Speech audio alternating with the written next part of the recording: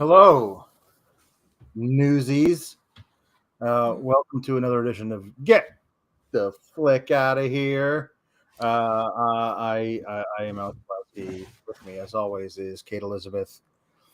So Kate, I don't know. It was early this week, maybe even Sunday.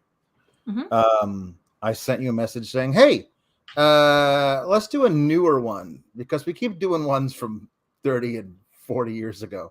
From the days of yore. Yeah, let's do a newer one. It got rave reviews when it was in the theaters from people that I knew and followed. And I just happened to be scrolling the old Peacock, excuse me, and I noticed that it was there, free to stream if you have a subscription. And I know we both do because they force us to watch WWE programming on there. And so I was like, hey, Cocaine Bear. And I was like, oh, I wonder if this is too scary or too gruesome for Kate. So I sent you a message. I was like, hey, we want to do something newer. It's Cocaine Bears on Peacock. Or is that going to be too scary for you? And you said, no, let's do it with 5 exclamation marks. And so I wanted out there, full disclosure. I did not force you into anything. I actually, like a good friend, showed concern for your well-being, knowing your proclivities. And I wanted you to make the decision. If you thought it was going to be too scary for you, and you said, no, let's do it. And I'm assuming, Kate, it did not turn out to be as gentle as you thought. This is still your fault somehow. And here's how. Here's how, Alex, okay?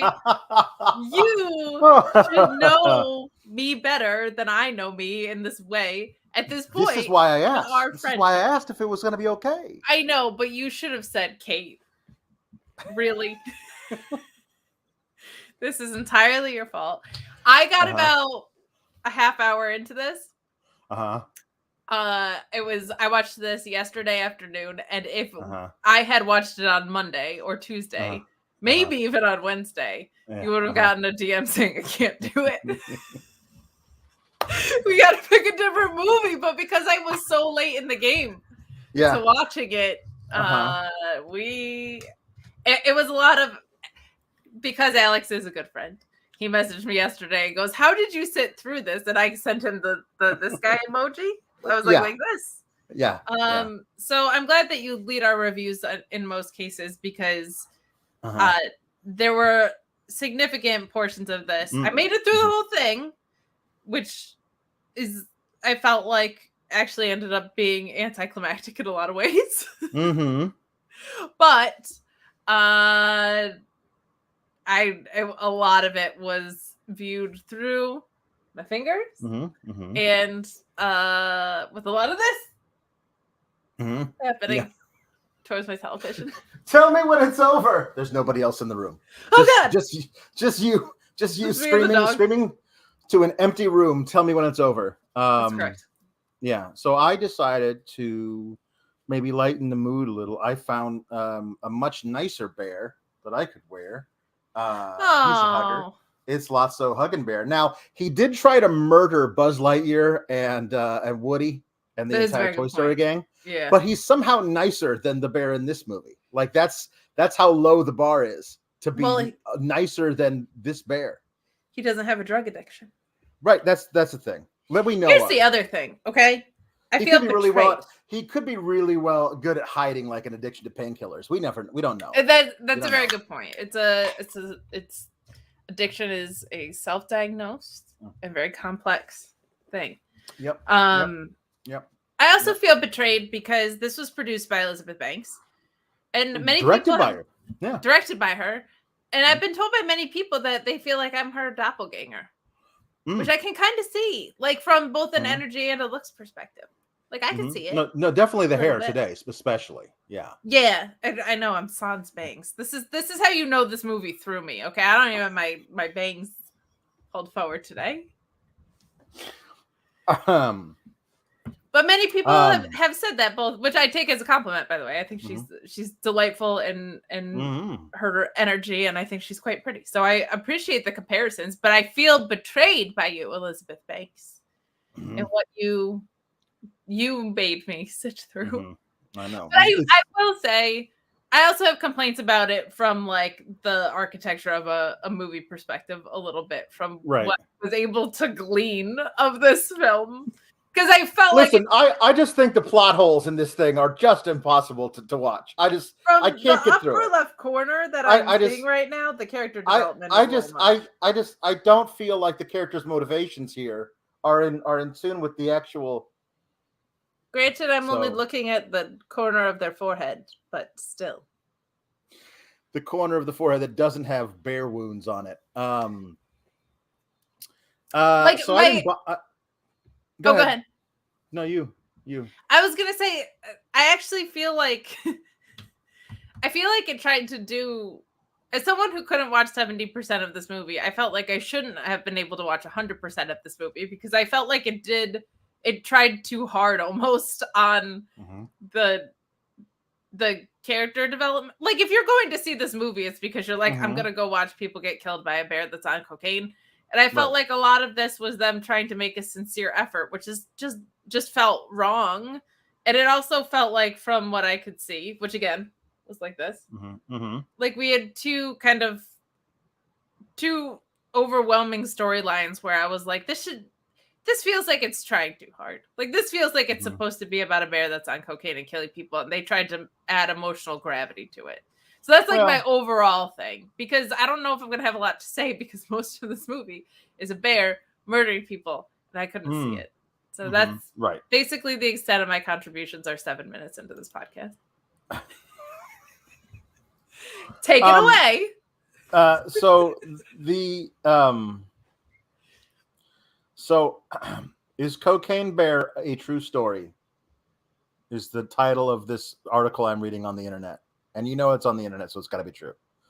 That there was an Andrew Thornton who was found dead. That's actually this is the based on true events that like one of the seasons of the awesome FX show Justified was based on. Like in the first episode, a guy steps out of the front of his house and there's a dead dude on his driveway with a giant duffel bag full of cocaine and a parachute billowing in his cul-de-sac. And that's how the beginning of that season starts. It's a great season. And so I was familiar with that part of the story, but the bear thing had eluded me. They didn't put that in the Justified. They did not have Raylan Givens doing a shootout with a bear in that particular season. Although, why not? Okay, so here's the thing. There was no part of watching this movie that said to me, I should go and do more research on this. So I didn't. I had heard rumblings that it was based on a true story, but wasn't it? I thought it was a drug smuggling thing. Wasn't it a drug smuggling thing? Right. No, that's the whole thing is they found a dead black bear and they think there was cocaine in its system. Okay. Yes. In real life. Because that's where they had been dumped. They knew that they had dumped a bunch of cocaine out of a plane. They couldn't find any of it. Right. But they did find a dead black bear with cocaine in it. Oh, that's right. Okay. And the bear overdosed was the real thing. That was the thing. I guess that's the idea. Because apparently you can't, in real life, if you're a bear, you can't ingest a whole kilo of cocaine. Right. Swallow it whole like a boa constrictor. You can't do that in real life. That's just in the movies. Correct. Cinema. You know? The magic of cinema. So the real story is there was a drug smuggler who chucked a bunch of duffel bags of cocaine out of a plane. I guess the idea was the plane was going down, and so he thought like it would help make weight or something. I don't know, or they were bailing out or something. It's in the movie it makes it look like this is the plan, is to hurl a bunch of duffel bags of cocaine over at least a 50-mile radius, because at the speed the plane is going, he's doing at least 10-15 seconds between duffel bags. It's not like there's a pallet of duffel bags and he dropped it all at once so you can go find it with a transponder. Like there's just cocaine all willy-nilly all over the high country of Georgia. But he eventually takes one duffel bag, straps it to himself and his parachute, conks himself out when he jumps out the door, and and his parachute doesn't open because he's not there to open it for him, and he dies, falls flat in the Knoxville subdivision. At this point, I was in on this movie. Mm-hmm. There you go. I was like, this is fun. This guy. Yeah. This guy's just also throwing cocaine out of a plane. That's the brilliant actor Matthew Rhys from The Americans. Plays a character with no lines. I'm assuming as a favor to Kerry Russell, who is the lead in the movie, who he was with on the Americans. I believe they might be married, if I'm not mistaken. Fun. But anyway, he's great. And I was like, I immediately recognized him because I love him in The Americans. And I was like, are they going to do flashbacks? Like, is this like a flashback heavy thing where we see? Nope. There was his only scene was where he knocked himself out high on cocaine and died. There's like, you get one scene of him being zipped up in a body bag. Just his face sitting there in a body bag. But that's it. I was like, oh, they should have built the whole movie around Matthew Rhys. That dude's awesome.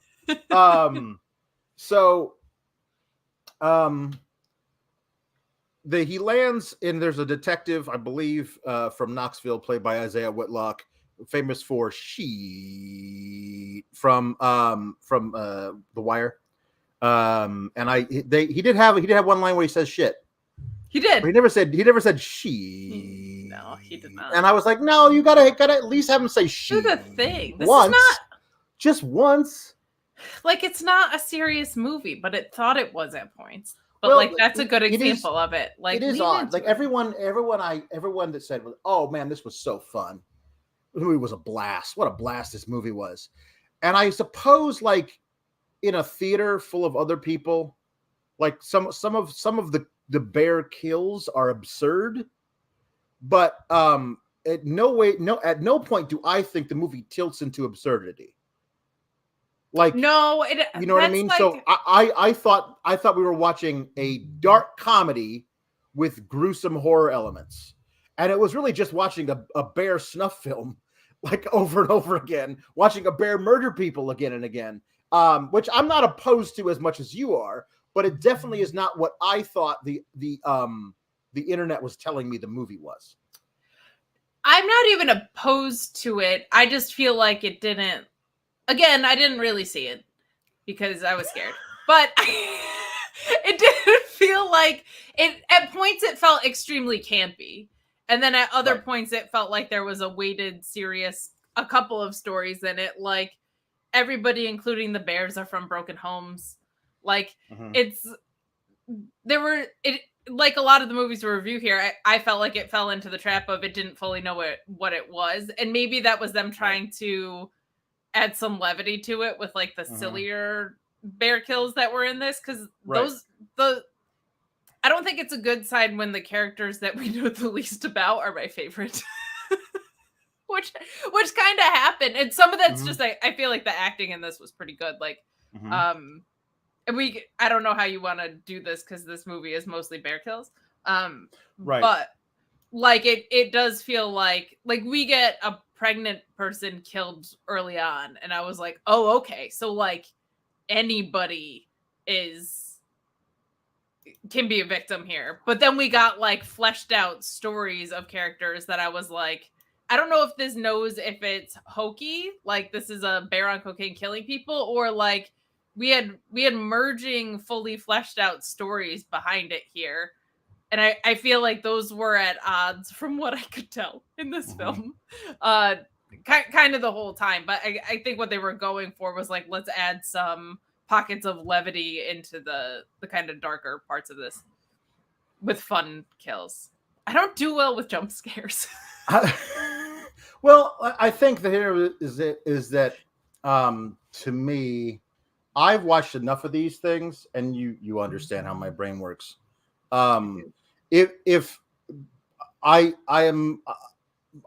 focus on all the tropes of stuff, and when they're doing a thing of like, so jump forward in the movie, when people are in like a ranger's lodge and they hear stuff on the roof and the camera pans up to the roof and back to everybody, and the one person with the gun is looking up there, and then they pan over to the chimney, and that person with a gun pointing at the chimney. You know where the one place the bear's not coming from? Fucking chimney. Yeah. So it's like, I know that I'm not gonna get jump scared from there. So then they focus over on the dude standing next to the window. I'm like, the bear paws coming through the window is gonna smash that guy in the face. And 2 seconds later that happens, and therefore I don't get jump scared because I've already like outsmarted the movie. I love when I can't outsmart the movie. That's actually good. But most of the things is they don't care if you outsmart them. They're just there to like do the same things over and over again. I think it's it is I don't outsmart the movie. I don't watch a lot of these, so I don't watch a lot of tropes in this regard. Yeah. I didn't think that a bear would be coming down a chimney because that made no sense. Right, so that part I was like, it's coming from somewhere else in the room. But it still made me jump. I honestly, if the bear came down the chimney, that would have made that kind of absurdity would have made the movie more fun for me, because it would have played against all these obvious. What you are doing is the idea of, if you replaced the cocaine bear with Jason from Friday the 13th, this is the most generic, like.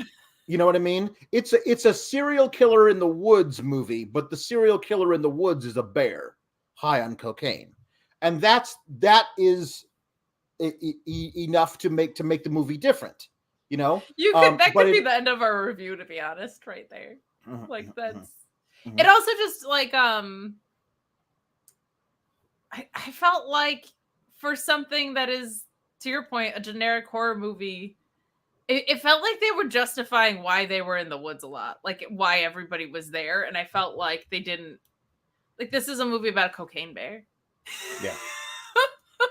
And took place in the 80s, right? So it's like 1985. Yeah. Yeah. People were just, I can buy into the idea that people are just in a state park. Like it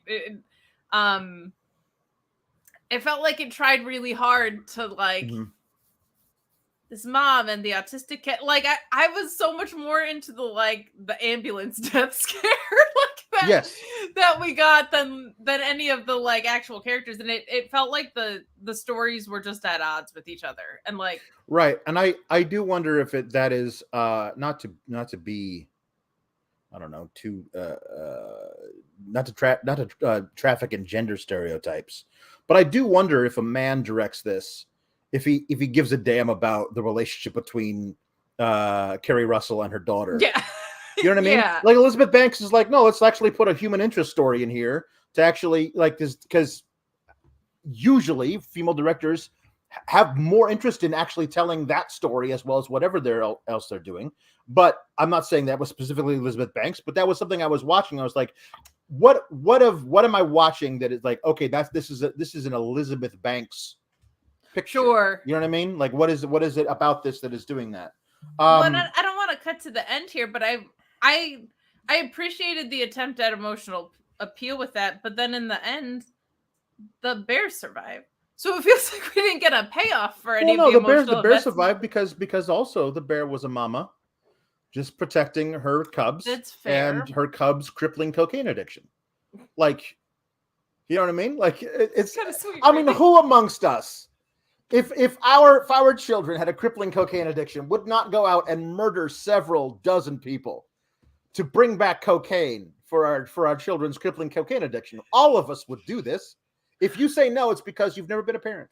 See, so no, that's there is like a mirrored thing here with the bears and the people too, which was right. And I don't know if it worked, but it was an interesting attempt. Like it, there is no Papa Bear, right? Nope. Which is kind of cool. Like that they did that, and there's not a male presence in the kind of one pivoted story, and then there's wow, now that we're talking about it, it feels like a Hallmark movie. There's not a wife. We get a kid kind of pawned off on poor Ray Liotta. This was his last film. Yep. And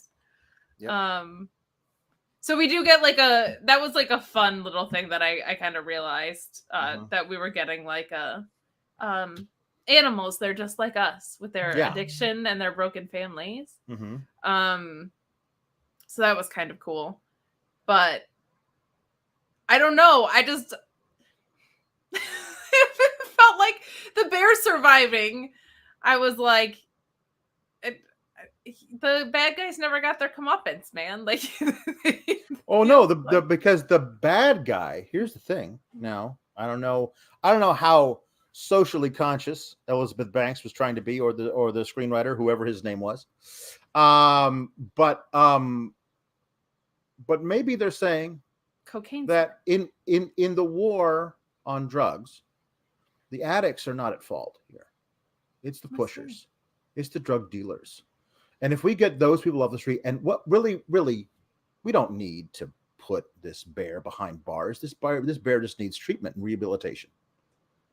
Okay? And whatever crimes this bear may have committed while high on booger sugar, it is certainly not the fault of the bear. It is the fault of Ray Liotta cosplaying Chris Jericho. That is who is at fault. And that guy got the worst death. That is for sure. Yeah. So I mean, you know, I think honestly, I'm now that we've had this conversation, I feel like I'm much more in favor of the message of the movie. But the thing is, I don't think that, like, bears are vicious creatures on their own. The cocaine just kicked it up a notch, right? Well, like there's a couple of here's the thing. It is a black bear, which is good because that is endemic, native to the high country of Georgia. If they try to make it a grizzly bear, I've been like, nope, you can't set that there because there are no grizzly bears in that specific point. But grizzly bears are way more territorial and have been known to kill people who wander into their territory. Black bears are far more they're more afraid of you than you are of them. If you get near their cubs, they will fight you. But the old adage of if it's black, fight back, if it's brown, lay down. Play dead with a brown bear because it'll lose interest and move away. But a black bear, if it actually decides to fight you, if you bop it really hard on the nose, it'll run away because it's a coward. So I didn't know enough about bears. I should have educated myself before I went into this movie because I just I live in New Jersey. So like, and I go on hikes on occasion, but it's not like an ever present threat in my life. Right. And I guess I don't remember my bear science. There you go. But I do love that it starts with that particular thing. Black bears are not territorial, as it says on the screen. A black bear's not territorial, and also if it's brown, lay down. If it's black, fight back. And then it's in quotes, and then it says Wikipedia, which I did love that little touch. I was like, okay, I'm liking this. Wiki. And the first victims that we see are Swedish, Norwegian, Scandinavian, definitely couple. Scandinavian, yeah. Backpacking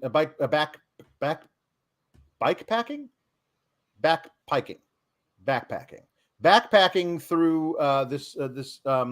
They are going to get married. They are in love. They are having a picnic. They're talking about what they're going to name their children after they get married.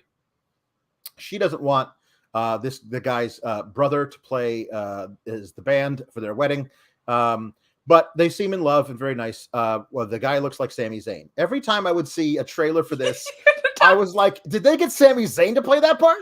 And honestly, the first time that I saw the trailer, I went to the IMDb page and went to look and see if Sami Zayn was listed on the IMDb page, because for the 2 seconds I saw him in the trailer the first time, I was convinced that was Sami Zayn.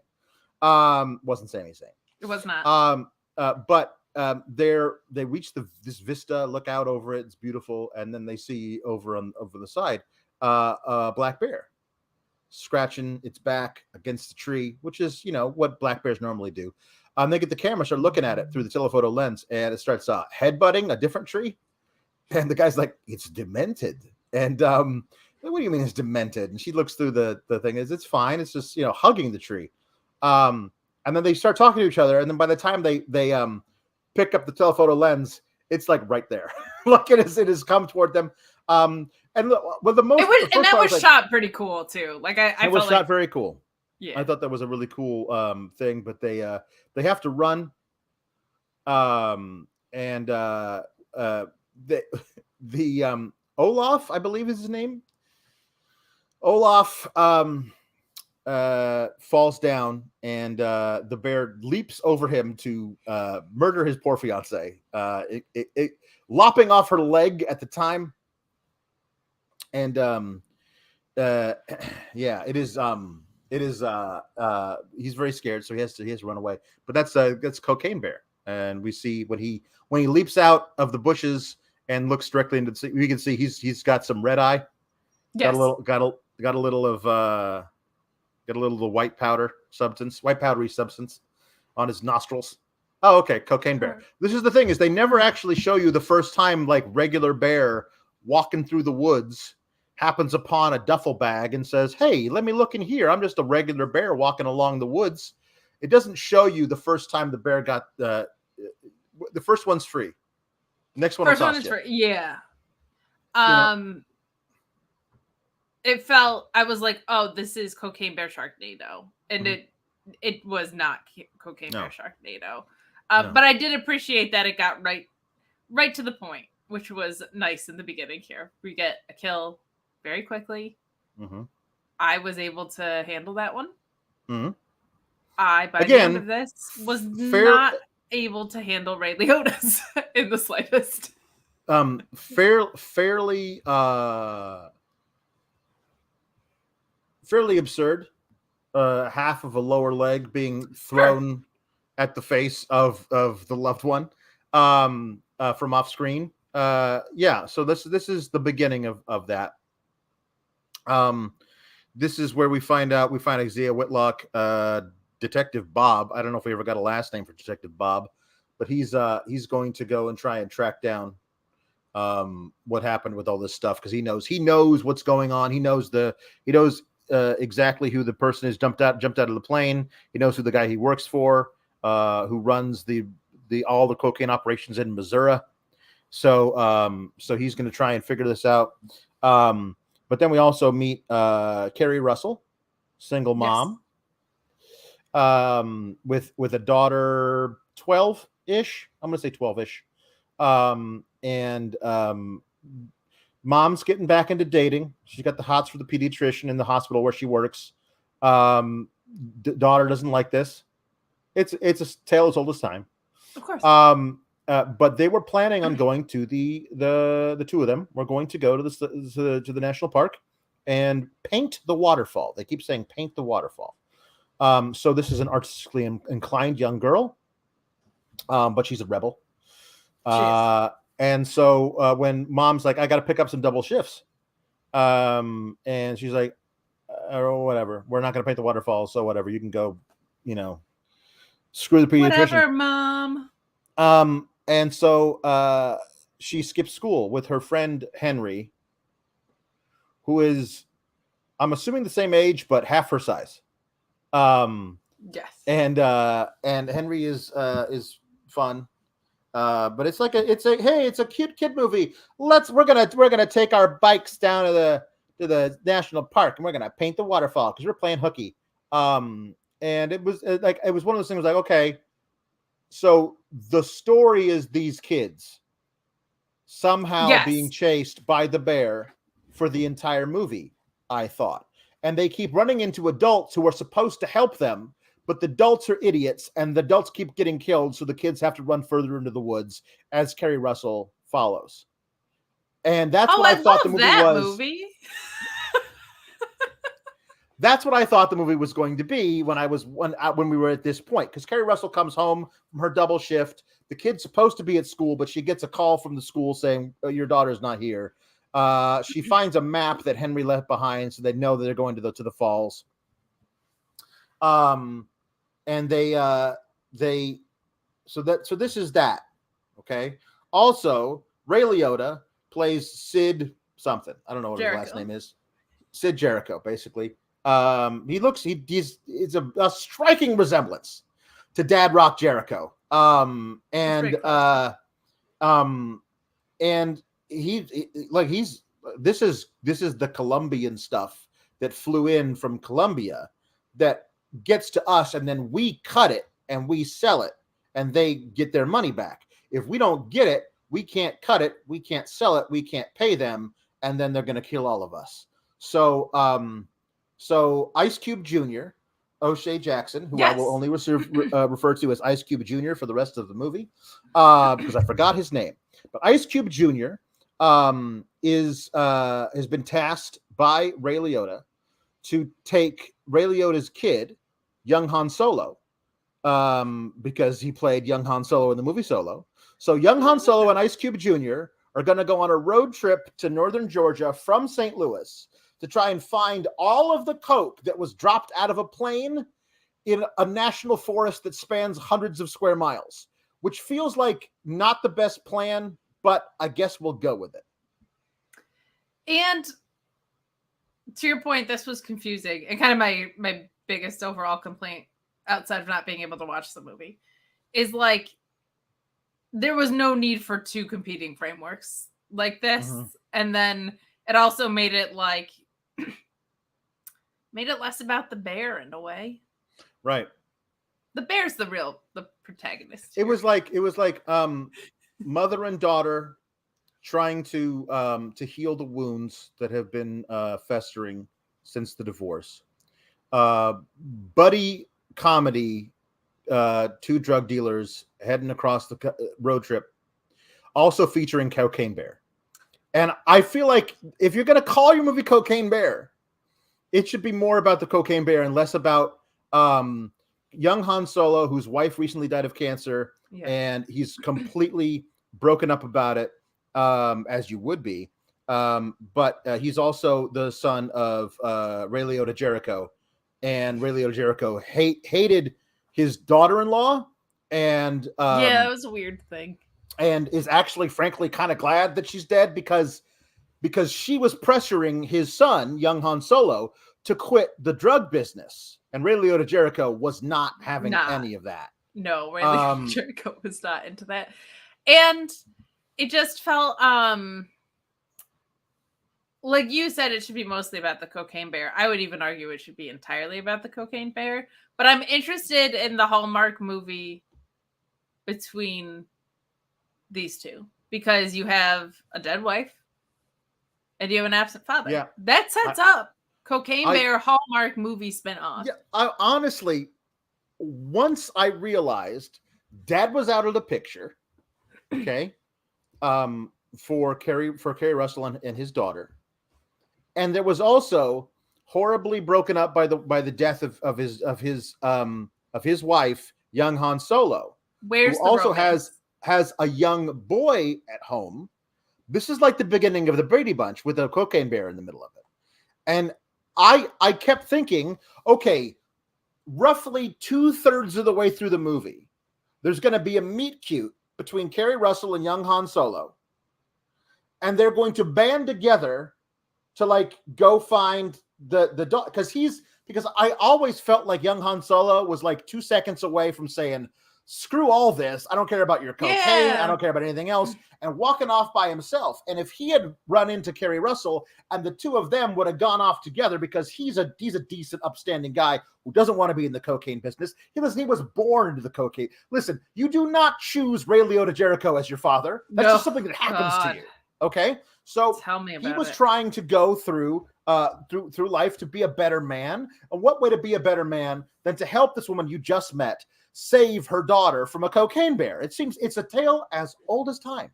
It really is. It really is. I'm going to say that over and over again because if there's nothing else that I want to say, they need to get this through to you, people listening. This is a tale as old as time. It is. And I thought that we were gonna get like a little bit of romance going through the woods looking for a cocaine bear.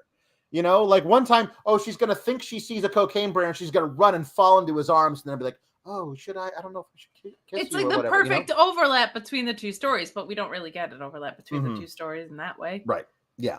So anyway, that's not what happens at all. No. Anyway, so you've now come up with two movies that I feel like would have been better than this movie. And I can't even say I hated the movie because I didn't watch 70% of the movie. Right. There you go. So this is where we meet Margot Martindale, the brilliant Margot Martindale, as a park ranger, hard-bitten park ranger. So good. They told her she wasn't tough enough to be a real cop. And they told her I would have been at Yellowstone by now if it weren't for these punk kids coming around and vandalizing my park. She can't get a promotion because all these punk kids. But anyway, she's got the hots for the local wildlife guy who comes to the park every now and then. Played by Jesse Tyler Ferguson of Modern Family. So she's sprucing herself up for Modern Family to come in, and there's a kid who's trying to steal a candy bar or something. He's one of the do champs, I guess. One of these punk kids who are the gang who terrorizes this place. We get a little scene with her and the kid, this teenager who's talking about her perfume or whatever. And it's like, it's European. It's like, it smells really good. It's not too much. No, it's not. It smells expensive. It is expensive. And I thought we were going to get like more of, again, this is the beginning of this kid who she doesn't like because he's one of the delinquents and this hard-bitten park ranger. And they were going to have to, throughout the course of the movie, start to depend on each other and coexist to fight the bear. Does that happen in the movie? No, it does not in any way. Actually, I also find it very odd that there are 3 do champs. We meet a do champ at the very beginning here who has a whole scene with Margot Martindale. Yeah. And he does not end up being the do champ we follow for the rest of the movie. And there's basically one of the do champs gets out. He finds a bag of cocaine. He's heading to New York by the end of the movie. Spoiler alert. But it's not the same do champ we meet 25 minutes into the movie. And that feels like an oversight to me. It did. There were a lot of points in this movie that it was actually making me think about when we did Mad World, because I was like, I wonder what the cutting room floor of this was. It really actually does intrigue me because we had emotional appeal. We had a cocaine bear. I wonder if this was like a more comprehensive movie and they were like, nah, this movie's about the cocaine bear. If we had all this stuff, but there were a lot of moving parts to your point that just never really leaned into where it could have gone, which made me curious about what got left out. But yeah, Margot's so great in this. She's so great, the best. So Carrie Russell gets to the national park following the kids. The kids, by the way, have met the cocaine bear. They actually found some cocaine, and I said they were going to try and do the cocaine by putting it in their mouths, which does not go well. No, and kids doing cocaine. It is a hard R-rated movie, so it's not like hey kids, try some cocaine. It's not like we're watching a TV PG episode of WWE Raw here. But like they were kind of fine considering they were little kids with their little kid hearts doing cocaine. I guess the idea was that they didn't really do it right. Most of it. But yeah, there are people who do cocaine by rubbing it on their gums. Like a whole knife load of it just in their mouth. Even if you spit out 80% of it, feels like it should do more to a very small child. I thought that's where we were gonna get. I thought like one of the twists was gonna be one of the kids. I went dark. I thought one of the kids was gonna have like an overdose, and like maybe not die, but maybe like that would have been a nice setup for a if weird I did think kill, we were gonna right? gonna get basically Mark Wahlberg from Boogie Nights played by Little Henry in this movie. You know what I mean? Like just talking a mile a minute, coming up with crazy ideas. But he didn't really do any of that. So they meet the bear. Little kid hearts. I would have thought they would have been affected by the cocaine more. Yeah, they meet the bear. Cut to, and we don't see them until later. But Carrie Russell goes out walking, trying to find the kids. With Modern Family and Margot Martindale. And they I love that we have Ray Liotta, Jericho, and Modern Family as and Ice Cube Jr. and young Han Solo. listen, That's who they I didn't bother to take a lot of notes on this thing. I don't know any of their names. So yeah, sorry. They go out walking and they eventually find Henry having shimmied up a tree. And he says the bear did cocaine, and the bear took Dee Dee, who was the daughter. Dee Dee, the daughter, took her. Was she alive when the bear took her? Yes. That doesn't quite fit with the bear's MO, as far as what I've seen. The bear when the bear finds you, the bear kills you. But the bear is not like, hey, come on with me. You can ride on my back like I'm a big horsey. Like, I feel like that wasn't a thing that the bear was into, but no, not taking people captive so much. It wasn't a hostage situation with the bear. No. Yeah, I don't know what he was trying to hold the kid for ransom. Yeah, I would like more cocaine. Just give me more cocaine. You can have the girl back. Yeah. Another movie I would watch. Mm-hmm. Give me back my kid. Give me back my daughter. Give me back my coke. Says the bear. So I think that Modern Family, Justin Tyler Ferguson did a great job playing this, fairly against type.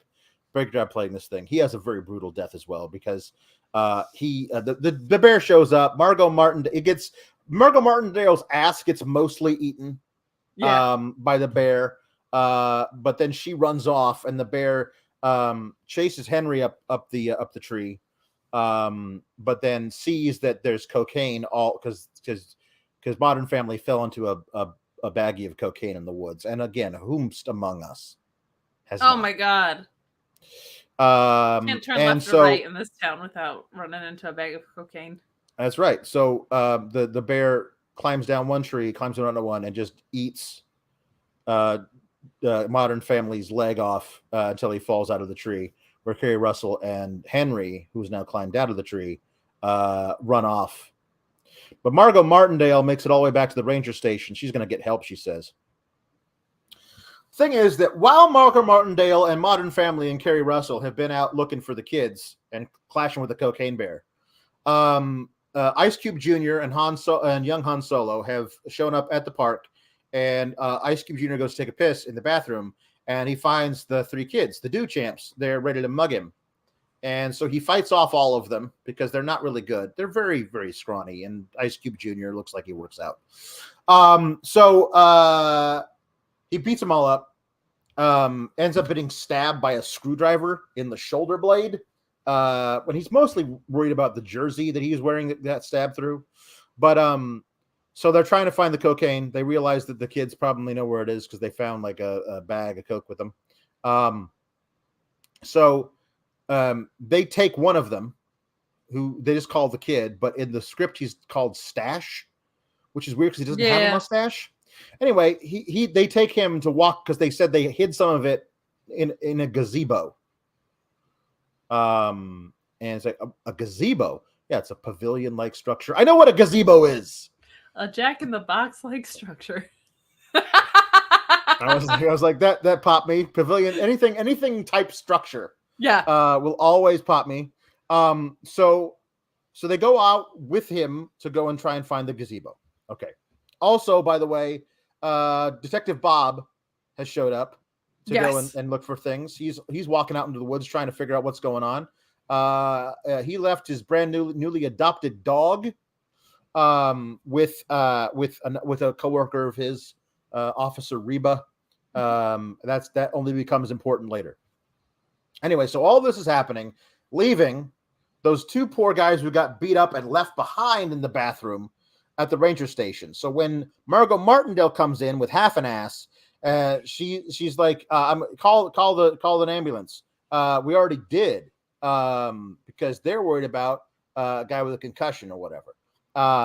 So the bear has followed Margot Martindale to the ranger station.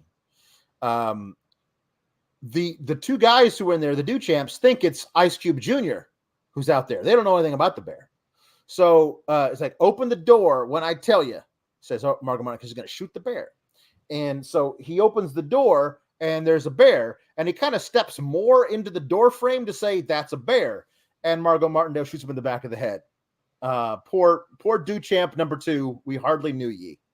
So I will say too, like, for someone who does jump at jump scares, and for a decent CGI bear, they did a really good job of like putting this together to make those moments of suspense. Like, this felt like we were in on the reveal, but they weren't in on the reveal, and the way it was set up, it felt that way. Like it was pretty well done, and that's consistent through most of the movie. I think the moments of suspense, for cowards like me, it succeeded on that level. Like it worked on those for sure. Yeah. So, then they shut the door. Other Duchamp, the first Duchamp, the one that she actually was talking to. Spoiler, he's not OG Duchamp. That's hard to say 5 times fast. It is. Even 1 time slow was hard for me. But so anyway, this is where they have this thing where is the bear on the roof? Is the bear coming down the chimney? No, the bear is coming through the little window in the door. And then cut to later, the ambulance that they have called to deal with a concussion shows up. And these paramedics could not just honestly. Favorite scene. Favorite scene. Don't. Man, the dude paramedic played by the brilliant Scott Cease from TikTok, who does all those amazing I work at IKEA, so shut up. Yes. TikTok's so funny. And that's actually how Elizabeth Banks found him and hired him to play this part. It's so great. He's great. So He's really funny. great. He's actually a very, very talented actor. Most like stand-ups like take some time, but like he's in it the whole time. There's a lot you were asking of a stand-up comic to communicate terror and horror. But anyway, they finally push open the door to find the dude who's been shot. Margot Martindale's around the back thing. She's not well done. I think she's got a couple of collapsed lungs. She can barely breathe. Okay. So the female paramedic is trying to like take her vitals while Scott Cease, IKEA warrior, he's trying to push through this door. And he sees like the headless body of Duchamp number 1 from the first scene. And the bear comes out, and the bear breaks down the door on top of him as Beth is trying to get Margot Martindale. I like this thing with Margot Martindale finally picks up the stethoscope and just says, "Bear," into the like, bear right in, and that blew up my eardrums. Thanks. But they're trying to get there, and Tom ends up hitting the bear in the head with a paramedic duffel bag, which the bear recognizes as the size and shape and color of the duffel bags that have Coke in them. So the bear leaves Scott Cease alone, and so runs out, finally gets into the back of the thing as it's speeding away. But the bear is much faster apparently than a speeding ambulance, which feels like you need to make ambulances faster. That is very true. Yeah. But anyway, the bear is able to leap into the back of the speeding ambulance in slow motion. Favorite scene of the movie. Brutally murders Scott Cease in the back. Margot Martindale falls out. This is actually the most brutal thing in the movie for me. I don't get cringy when like, oh look, hey, the bear's got him. The bear's gonna bite him. But when she like on the gurney flips over onto her face, and the speed is like just dragging her face along the asphalt. Yeah, like, you don't need to show me that. That one's too out of for some reason that feels too like commonplace and real that might happen to somebody, namely me. That makes me go like, no, I don't want to look at that. But like, oh, you can. Yeah, I'm not someone that bear can rip off limbs left and right. Doesn't affect me. But like dragging a face against asphalt, Can't look at that one. That was too much. Well, it's prolonged, so that's part of it, I think. But didn't really bother me. This kind of stuff doesn't faze me. Perfectly fine with gruesome not at deaths. all. You were fine with that. I remember. Horror movies, and I definitely the biggest thing about that, Alex, is I just want you to know I super recall it in detail because I vividly watched all of it and did not audibly yell, "Oh God!" and do this. But I did watch and sincerely loved the like bear leap into the ambulance. They say incredible. Yes. It's so much fun. Right. Yep. Oh, and then the driving ambulance worker jumps a curb. I don't know how the ambulance is going fast enough so that when she hits the tree, it throws her like 50 feet through the windshield to her immediate death. But also the ambulance wasn't going fast enough to outrun the bear. There's two possibilities there. One of them is the ambulance is going fast enough to cause the immediate thrown through the windshield death, or two, the ambulance was going slow enough for the bear to catch up to it. I do not feel like both things are possible. This is where your brain is being Alex's brain, because this is a movie about a cocaine bear. So I know. No. And honestly, that may be it. I do not know if the bear ingests that much cocaine, if it like greatly increases its land speed. I don't know if there's been enough tests of that. I don't know if the studies. I don't know if the boys down in Washington want to get a bear and fill it with cocaine and then put it on the treadmill and see what its top speed is. But yeah, I would like to know. Tim's right. It's the classic bear ambulance speed ratio. Like it's the yeah. Started with Einstein. Right? So anyway, everything started with Einstein. So this sequence, as gruesome as it was, felt like what the movie was touted to me as.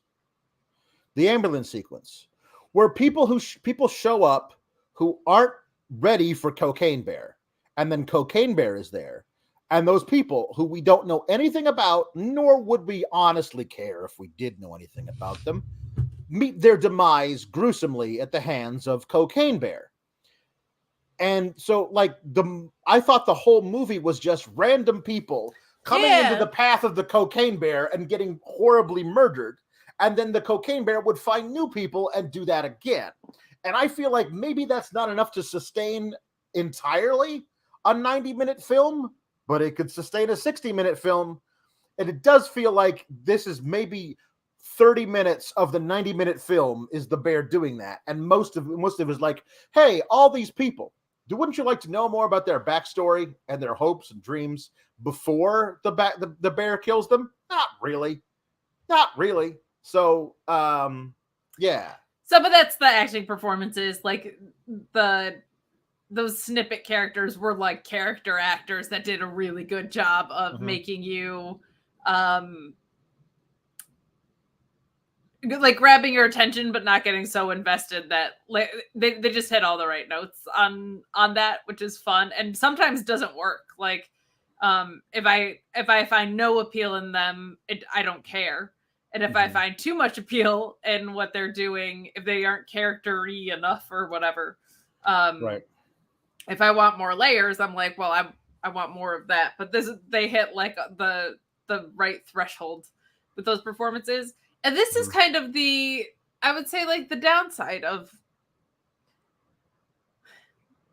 like if you made the reference to like Jason before, like this is Jason with a Cocaine Bear, like there is an advantage to Jason having been a person, right, and not a Cocaine Bear, because you're like a little bit more intrigued about like how such a monster of a human could have been created or whatever. A Cocaine Bear, and they try, but it's still a bear, and it's a mama bear, and it's a mama bear with a drug play. but it's still not a human. So it's like the bear's not gonna have like any outstanding motivations in this, which is the handicap of a cocaine bear. So when you're leaning in one direction or the other, that's where this kind of misses. Right. Yeah. I guess. Anyway, so there was a lot of analysis about a cocaine bear. Right, it was. I don't know. Like Ray Liotta decides he's going to come after his son. Ray Liotta Jericho is going to come after young Han Solo and Ice Cube Jr. Want to undersell how much he looks like Jericho too. It's eerie. It's like they were like, we're gonna model this after Jericho. Yeah. So he's decided to bring a hunting rifle and go into the woods. This is where Ice Cube Jr. and young Han Solo and the kid come across the same gazebo that Isaiah Whitlock has found. And there's a standoff with Ice Cube Jr. minus 2 fingers. Somehow 2 fingers that were not even don't actually come touch each other, but were shot off by Isaiah Whitlock. But he's under the gazebo, and Isaiah Whitlock is on top of the gazebo because that's where the cocaine was. And so there's a standoff without actually doing any standing. And this is where the bear comes, but the bear's crashing. Yeah. It has no real interest in. It's done a lot of murdering. But it's a lot of murder for a short period of time. Right. Yeah. And when you're coming down from a cocaine high, Sure. Sometimes you just want to take a nap. This is my second favorite scene in the movie, next to the ambulance one. And so it's sniffing Han Solo, who's been instructed to lay down on his belly, and then just collapses on top of young Han Solo. And they're trying to figure out if the bear is dead or what's going on with the bear. Young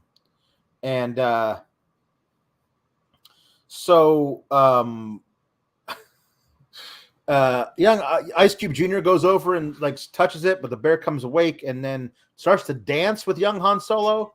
This was fun, I suppose. But then, again, swallows an entire kilo of cocaine, uncut cocaine, whole. And the detective says, wait a minute, I'm not going to shoot it. Let's see how this affects it. I don't know. Kill the fucking bear. You are not one of the boys in Washington. I have not sent them a bear to run tests on. You are the cop. Shoot the bear. But no. Instead, Ray Liotta Jericho shoots him with a hunting rifle.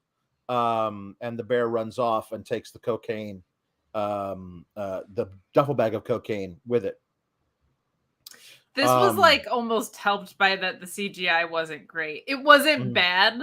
But when they're all just laying there and it's so obvious that it's not really a bear. Of course I know that as a human being. But it was almost helped with that campiness. But this was a really fun little scene that I was able to watch. Yeah, there you go. So meanwhile, Kerry Russell and Henry have been following paint being left as a little Hansel and Gretel trail by Dee Dee into the woods toward the bear's den. So they're following there, and that's where they come across Olaf from the beginning of the movie, who's in shock still from the loss of his beloved, and will take them to the bear's den, and does that, gives him a flashlight, and then Ray Liotta Jericho and Reba shows up. Officer Reba, who is a turncoat, dirty cop being paid off. She's a beat cop in Knoxville, Tennessee, who is being paid off by a drug kingpin in St. Louis, Missouri.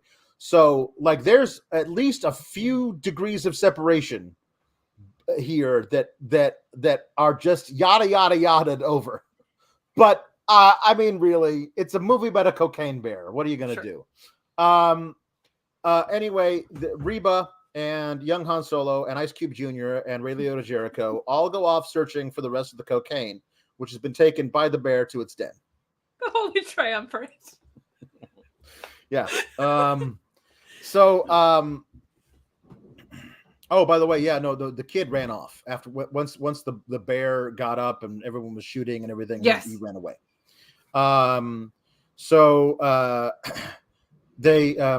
They reached the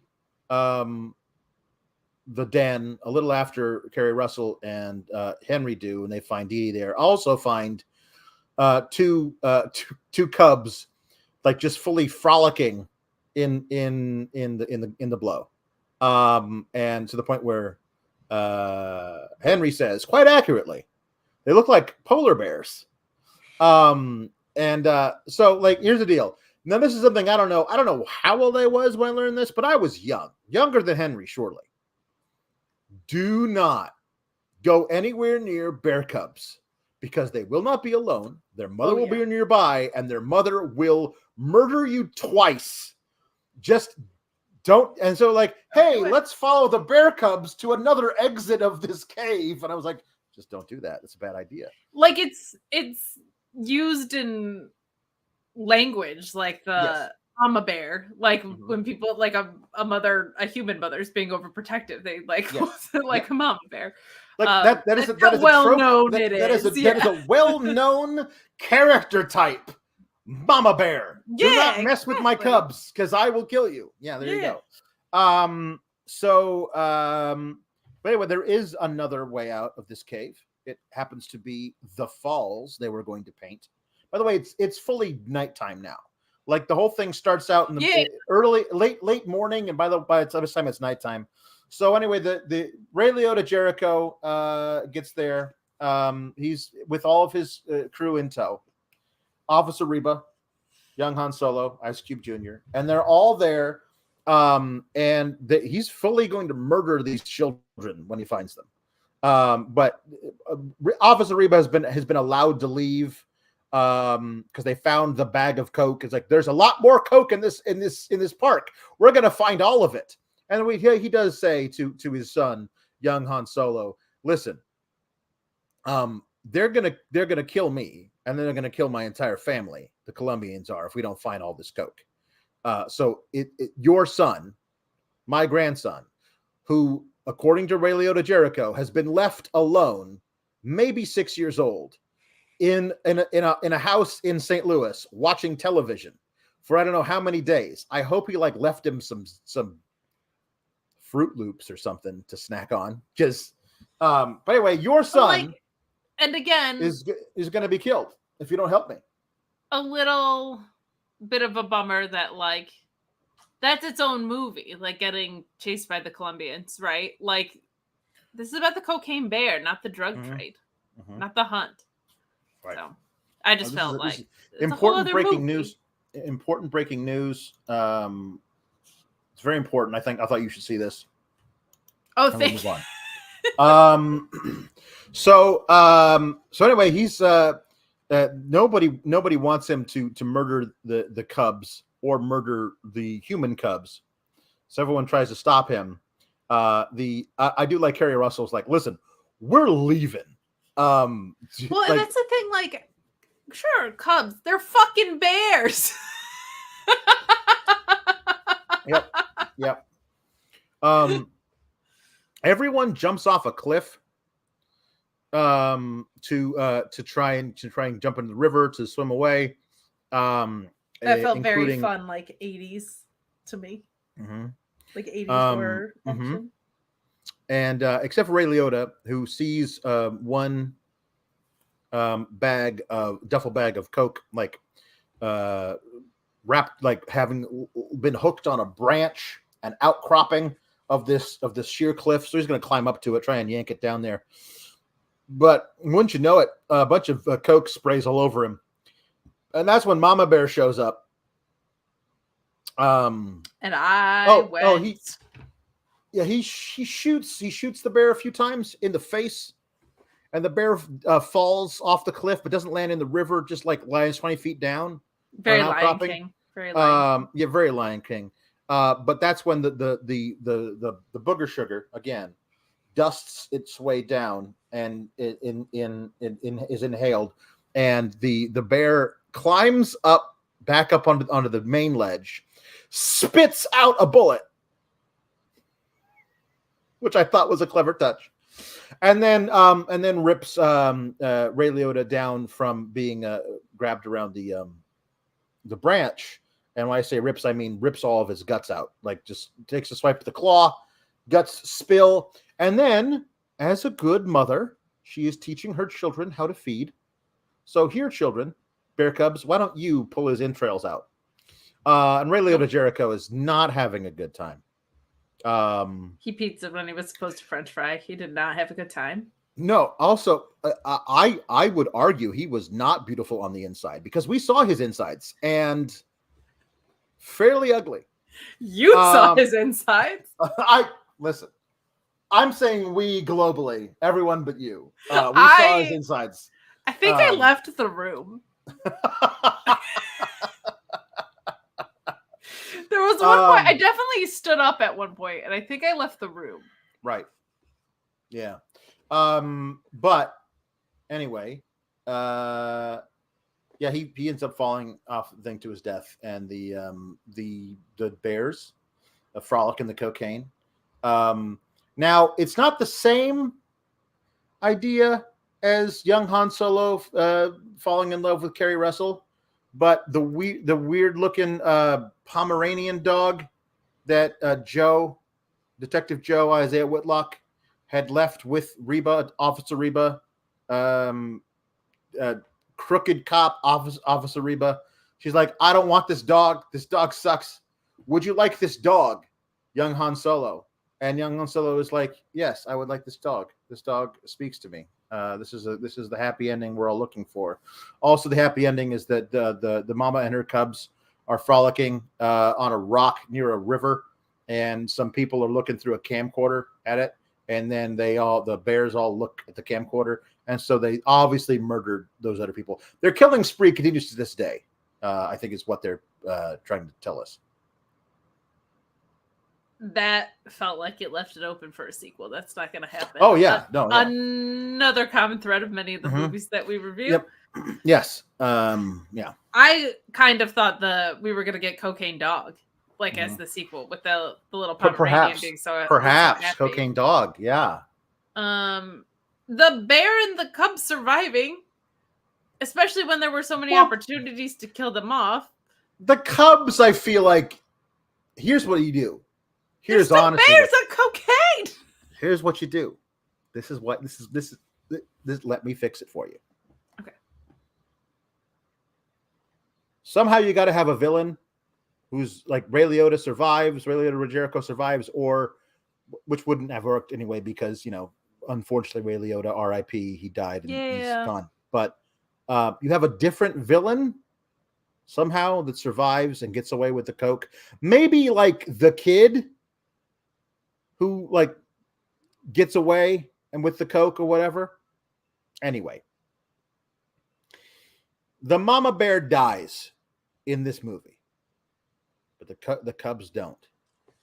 Oh, and the Cocaine Bear 2 is actually Cocaine Bears, and it's a pair of cubs all grown up, still addicted to coke, out for revenge against the guy who killed their mother.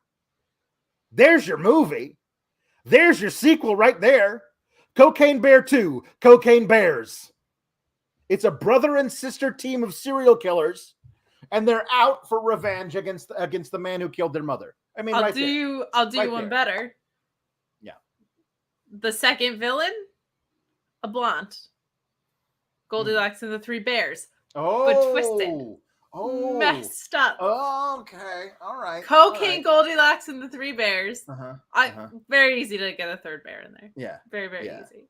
Like the revenge tour of the Cub Bears is really good. Yeah. No, you would call it Cokie Locks. Cokie Locks and Three Bears. I like that the bears are like, I think someone in the chat said it. This time it's personal. Now it's personal. Oh, I love it. We've created like 6 great movies from this franchise, and neither of them were the ones. Honestly, like this, it's simply a ripoff of Jaws: The Revenge.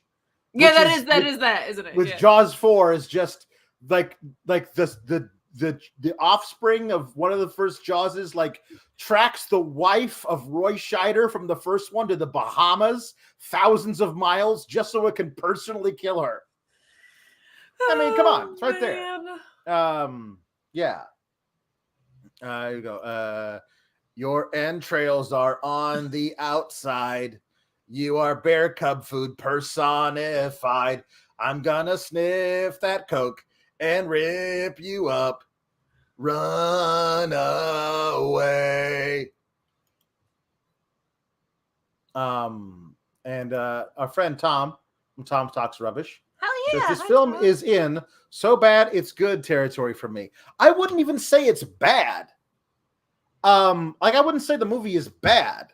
There are some parts of it that are really, really fun. I don't know. I didn't see it. No, but I'm just kidding. I wouldn't even say it's so bad it's good. If it is good, it's not on the merits of it being bad. Well, I think he's leaning into like the hokiness of it, like the best scene in it to me, that ambulance scene. Like that's not like a good scene, but it's in control of itself. My thing with it is more it not knowing what it, like a lot of the movies we review on here, it didn't feel like it committed one way or the other to that. Like it felt like you had all this emotional appeal injected into it, and then you also had like these super fun campy scenes, and I don't know if they worked together that well, but then again, I can't watch kill scenes, so I don't know if I'm the right person. So you wouldn't know. Yeah, I think it was trying to accomplish, like, because it is a lot of kills and you're kind of loitering for something to happen. So I feel like those were injected in there to make it not feel so like, ugh, like this is a slog and kind of harder to watch. But the places it succeeded the most, I felt like were on the fun parts. But those were kind of the only parts that I could watch. So who am I to say? The final scene actually is where it teeters into the absurd and the funny. Which is the kid has a sign that says New York or bust, and he's got a little duffel bag with him, which is a Coke duffel bag. They don't know that he's picking him up, but he does, and he gets picked up by a pickup truck that's got a bed full of live sheep, and he gets in the truck and he throws the duffel bag in the back with the sheep, and then hops back out of the car, gets the duffel bag, pulls it away and looks at the sheep like, just in case, and then gets back in the car and they drive off. By the way, there's a fantastic movie that you will never see, but I can't remember the name of it, but it is about a bunch of sheep that go crazy, like they just start murdering everybody. It's a really good one. It's like a New Zealand movie because it's the country that has more sheep than people. So if all the sheep all of a sudden go crazy and start killing everybody, nobody on that island's going to survive. It's a good movie. I forget what it's called. That's fun because sheep are not aggressive by nature. They are literally the animal. Is it called Black Sheep? Because I was thinking of the Chris Farley movie, but if it is called Black Sheep, that's fine. It's a good movie. I will take your word for that. There might be one of those ones of like, hey, I'll do one and you won't watch it and I'll just explain it to you. No, because anytime we do that, I end up watching a kid's movie. No. Because you did one last week and I didn't do one as well. So like if there's one of them like, hey, we can even it out. You got to take the week off, but we're still going to review a movie. I'll just review something that you can't watch. That's a good call. We'll do that. I feel like I'm disqualified from determining whether the season. But like, I know that's kind of a thing. Is like, I mean, of the parts you watched, of the parts I watched, honestly, like, as long as your expectations are what they are, I think it's probably a pretty fun watch. It wasn't super long. Like, this wasn't like a 2-hour slog or anything like that. And like, the ambulance scene, and I love the scene where they're laying down. That was such a blast. Like, where they actually, like, considering it's Cocaine Bear, they do a pretty good job of assigning it some qualities outside of having cocaine. So as long as your expectations are what they are, I would say probably keep it in. If this was in theaters, I would not be like, you should pay to watch this at full price. But like for Peacock, or if you, I think it was like $6 outside of Peacock or whatever. Like, it's a fun thing as long as your expectations aren't there. The gross kills are like unwatchable. Oh yeah, if you're like I mean me. there are people who don't mind the gore, who actually flock to it. This has good gore. It does. The gore is really well done. The gore is really well done. If I can't watch it, then and you like gore, that's a good indicator. Like the Ray Liotta one was like a long death too. Like that whole scene was brutal. But I'm keeping it in simply for the novelty of the whole cocaine bear thing. There's some really fun scenes. I do think the ratio of cocaine bear to not cocaine bear is a little off. Thank you. You're summarizing what I was thinking. That's the exact kind of like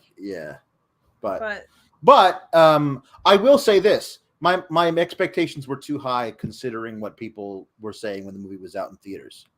That it was like I mean it's fine. It's not a bad movie. But people were like, this was great. I loved it. I had so much fun. I was laughing the entire time. Like, you weren't laughing the entire time because there was a scene where Ice Cube Jr. and young Han Solo were talking about a song while it was playing on the radio while young Han Solo was crying his eyes out. You were not laughing at that point. There was a lot of just like, You know what I think that is too? And I do want to like put over that. Like I do feel like it was well edited and put together. Like the suspenseful parts feel suspenseful, and when you're dealing with a cocaine bear, there's a very a way that goes wrong. I think what people will remember when they take away from it are those funny parts, and that's where people are having like a misrepresentation of their experience, because I think your head goes to the really fun stuff before it goes to any of the heavier stuff. But they're both there. Feeling Dreepy says, Alex, how would you rewrite this to be more Kate friendly? Easy. Heroin bear. He just wants to sleep and listen to grunge music. And there you go. Much better. Much more Kate friendly. Just a bear putting on Super Unknown. Yeah, just strung out. Dirt by Alice in Chains. Just that. Jar of Flies, anyway, probably. Thanks everybody for being here. Thanks for taking in-depth notes, because I could not watch a chunk of this. No, but... good. Anyway, we'll figure out what we're doing for next week. I won't be able to do something live next week, but we'll try and figure out a way to tape something for you guys so we don't have to miss a week. But we'll figure it out. Don't worry. For now, Kate and I are saying keep the flick in, but next week we might say get the flick out of here. Bye, everybody.